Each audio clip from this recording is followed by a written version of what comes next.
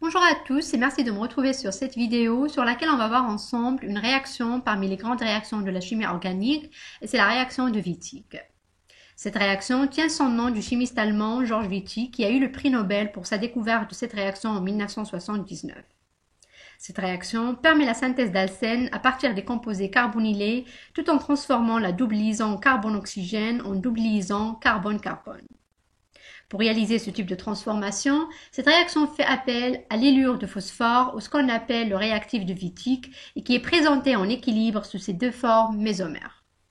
Rappelons qu'un élure est tout simplement une molécule neutre dipolaire dont un atome possède une charge formelle négative et c'est souvent du carbone qui est lié à un atome adjacent possédant une charge formelle positive et c'est souvent de l'azote, du phosphore ou du soufre.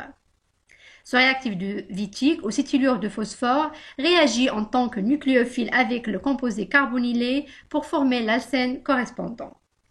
Donc, dans un premier temps, on va voir ensemble comment former ces tellures de phosphore. Pour cela, et dans une première étape, on aura besoin de la triphénylphosphine et d'un dérivé halogéné. Ce dernier possède un bon groupement par temps. La triphénylphosphine présente une forte nucléophilie vu que le phosphore contient un doublet libre. Et donc, grâce à ce doublet libre du phosphore, on va avoir une substitution nucléophile de type SN2. Donc, le phosphore va former une liaison simple avec le carbone. Ce dernier va libérer l'halogène, ce qui va conduire à la formation du sel de phosphonium correspondant.